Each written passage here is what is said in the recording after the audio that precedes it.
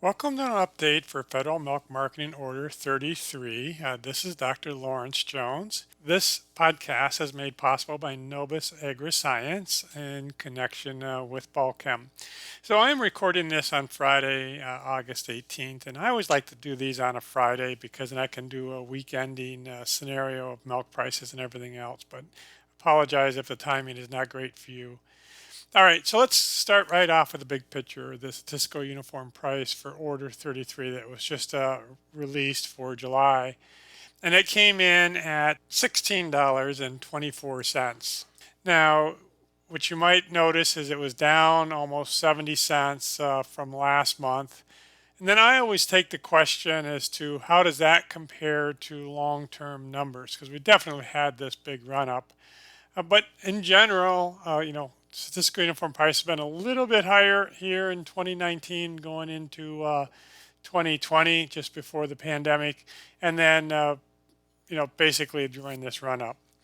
But the real problem with these prices is you experience this really high price. And so now we're $9.38 off of those highs that you had in the middle of 2022. So anything that looks, you know, lower than that is seen as relatively painful. So if we just compare you with everybody else, and I don't like to actually look at the statistical uniform prices. There are too many things that impact that, but just how it changed month over month. So you guys were down about 68 cents. That's going to be driven by your blend of different milk. I mean, class 3 was down $1.14. That was the worst. And that's the reason that Minnesota, Wisconsin are down $1.09. Most of the East Coast is down somewhere, 30, 40, maybe even 60 cents there. Texas was down 92 cents, California 89, and the Northwest about 63. But overall, weighted for cow numbers, milk price were down about 74 cents. So one of the problems of looking at the statistical uniform price for Order 33 is you guys do a bunch of depooling. And so to get away from that issue, what I like to do is go back and just look at a 50-50 blend of Class 3 and Class 4. So that gets rid of any kind of depooling. So when I look at this data, I break this into about 5 different areas. So the first one here is low cow numbers. And so in 2019, we were increasing milk prices. So let's look at these cow numbers. Again, this is where we brought cow numbers down to about 9.3 million, somewhere in there. Right now, we're 9.48. This next month, coming out here, data the next couple of days, probably is going to be the 9.408 plus minus 10,000, somewhere in that range. We got into this pandemic, supply chain issues, and then Russia invaded Ukraine. And I use that as a pretty big example of what happened because we had these supply chain issues that were not finished, resolved yet. And then all of a sudden we put that invasion in. Then we found out that inflation kind of was under control. Interest rates started rising, and so we came down out of that high number and kind of reconciled. And so where are we today? To me, what we're dealing with right now are mixed signals. We had a very low milk price this last month. It looks like it's going to be coming up, and I'll talk about some of those mixed signals that we're getting right now. But right now, I would say that the industry is trying to decide whether it's got too much milk or too little milk. But the bigger picture is we go back and we look at how 2023 is shaping up. We're about $5.20 below last year, and that's the painful part. But if we go back and look to see where we are relative to 2021, we're $1.44 above that. So again, historically, these are not overly bad prices, but compared to where we were last year, they just feel like horrible prices. So I want to come back to these cow numbers just for a moment. And you got to remember that when USDA releases cow numbers, they're really plus or minus about 10 to 15,000. So there's always a little bit of noise. And I look at this and say, we've got a reasonable number of cows compared to, again, history. We ran up quite a bit. We were 9.5 million, and that didn't work out so well for us. But what I've been tracking lately is the call rate, which is the weekly announcement of dairy slaughters divided by the cows in the herd. And I started doing that, partly because I think more like a dairyman than I do an egg economist. Egg economists always want to compare year over year numbers. But we've been running a slaughter rate right in this 32 to 34% range.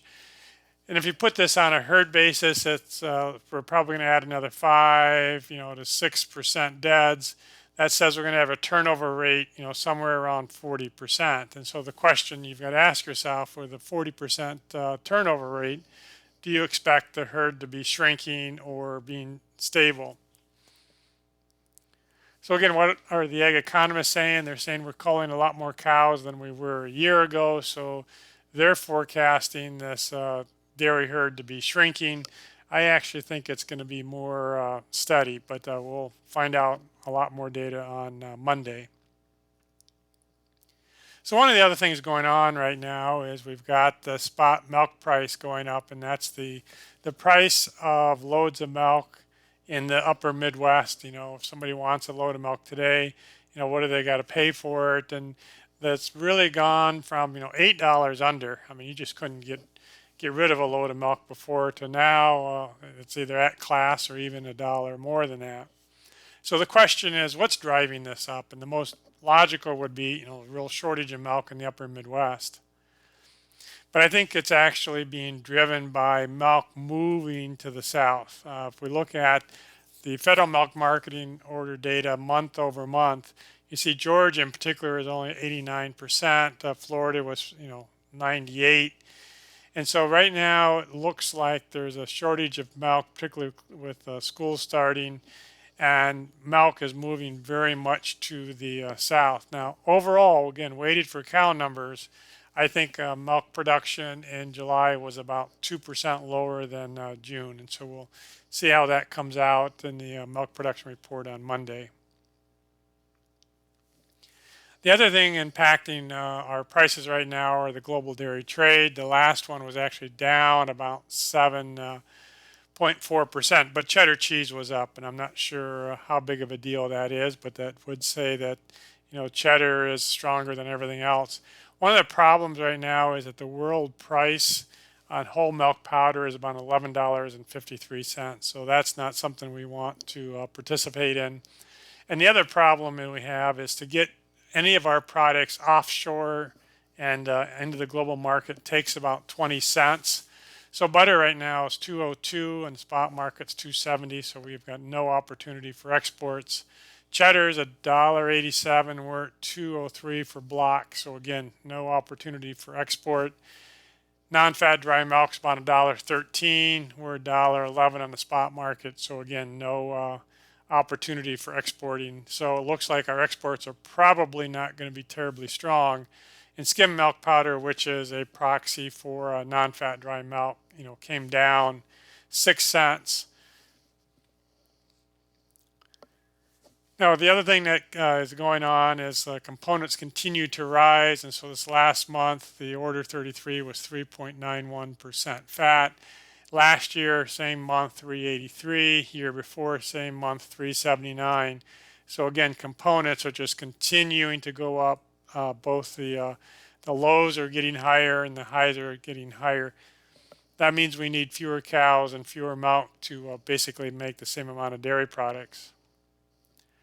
Protein's about the same, but not nearly as much. 310 this last month, 309 last year, 307. So still that upward trend.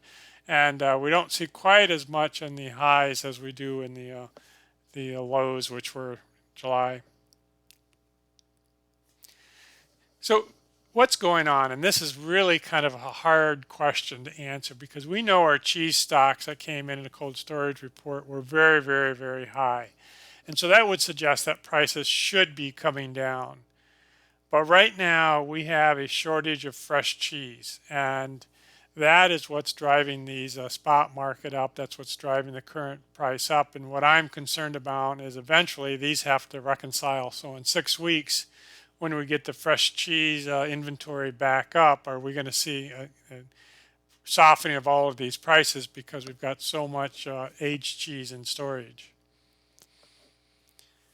Once we get the dairy products report, we always get a chance to go back and look at disappearance versus production. So this was last month's data, but we're 39 days of excess cheese, and we're pretty well balanced, but probably production and disappearance are very, very close to each other right now.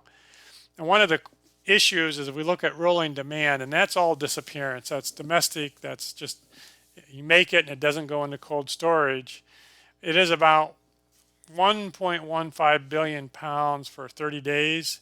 If we look at our June production, it was 1.16. So we produced more cheese in June than what we had kind of a rolling demand. Again, this rolling demand is like your rolling herd average. Whenever you add a month, you take another month off. It's just a slower moving look at what's going on. So where were we headed? I mean, that's the big question that you guys really want to know. So this is Friday's closes. The blue line is the class 3 futures out for the next year. The orange line is class 4, and then the green line is the 50-50 mix of the two of them. But it sure looks like class 3, we're going to end up August, sub 1750, somewhere in there. Looks like it's going to pop up and then come down. And whenever I see these kinds of spikes, I ask, is this going to hold, or is that going to go down? And by the way, September is a 5-week month, and so there are 5 weeks that allow things to reconcile here. But overall, it looks like, that 50-50 blend is going to be 1850 plus or minus 20 cents probably through the next year. Protein prices are on the rise. We were still at the low numbers what we've had in the last year, but they are trending up. We're still not going to be at $3 anytime soon, I don't think. Fat prices look like they're really going to start falling after the first of the year, and we've got high prices that we've seen across the last 12 months, but they do trend down. So what's driving all of this? So this is our spot cheese, and then I built these trend lines as we see different channels develop. And so we saw this going down and bottomed out here in early July, and then it's been on an upward trend. And what I've been trying to figure out long term, is this the new normal, or is this the normal down here before we had this rocket ship up? And I think that's going to be played out here in the next few days. There are numerous plant issues that are keeping spot cheese up. And one of the things I wanted to kind of remind you of, this turned up on the 20th of June. Since then, we've only had 59 loads of spot cheese traded. It's been very, very light. In fact, we're averaging about 1.3 a day on both barrels and blocks. So if we just do a little bit of math here, the spot market only represents 0.2% of monthly production. And even the National Dairy Sales Report this last time was 22,400,000. That's only 8% of the monthly production. So the spot market has been very thinly traded, and it does not represent the bigger picture, but it is kind of driving the whole market at this point. I always like to finish up a little bit on grains because that's the other side of the equation. As you know, bean meal has just really been getting beat up, and it lost another $7.50 again this week. I call this budgeting without basis. What this is the next 12 months worth of values, but without basis on it. So these are the board numbers. And I calculated a index of where I use 8 pounds of cornmeal, 8 pounds of soybean meal to give me my protein energy index. That's pretty low right now, $2.25, and it came down just a little bit this week. And we put these numbers into graphs here. So the top is corn, So again, I've been tracking this for a while, and we seem to have this resistance, around 240. It held that during the summer of 2022, and then it started falling down, and we found this support around the $1.80, and we're just under that right now. So we're really trying to break out of this channel. Bean meal has been running between like 380 and 430. We just kind of held in. They tried going above that for a little bit, tried going below that for a little bit, and we're actually out of that channel right now, going down. So the dairy margin, if we go and look at this, which is 80 pounds of milk, and then the protein energy index, this has been trending up. And so of all the things kind of going on in this industry right now, it looks like dairy margins are coming up. Now they're not that 16.50 that they were a while ago, but they are headed in the right direction. That is partly due to price of milk coming up off of that low, and we're pushing $19 on that 50/50, but the other is that grains have been coming down. So on everything you read right now, and this was as of midday today, this Hillary hurricane, and it looks like it's going to pound California, Arizona, New Mexico areas in here. And I think that's part of what the big jump up in milk prices today were, is kind of, if we're going to have this full year of rain in one day, these cheese plants are going to be in trouble. These dairies are going to be in trouble. And so I think this is playing into a weather premium into the milk market right at the moment. If we look at the next 6 to 10 days, this is where this precipitation is going to kind of work its way up through. We're going to have this dome that's been setting over Oklahoma and Texas open up and drive a bunch of hot air down in the southeast here. And that's going to dry this area out. So it looks like you guys in Michigan are going to miss most of this. You should be fairly normal through the next 2 weeks, but we're going to have this significant heat event that's moving to the east and to the north a little bit. I always like to look at this NASA groundwater indicator. So it looks like the northern part of Michigan is a little bit dry here. You can see the western corn belt is particularly dry, and where all the rain is coming down through here in the southeast. So the other thing that we need to be keeping our eye on these days is low sulfur diesel. This is home heating oil, but it's a good proxy for on-farm diesel. And we've been bopping along here at 235. This is the December contract, and we've just been rocketing up here at 290. We've had about 60 cents a gallon to this, and that's all following barrel price of oil, but we need to keep an eye on this. And this is another one of these cases. If you'd booked at 275, you were crying all the way down through here, but now having 275 booked would look pretty good. All right, that's it for me, and I'll get you another report next month.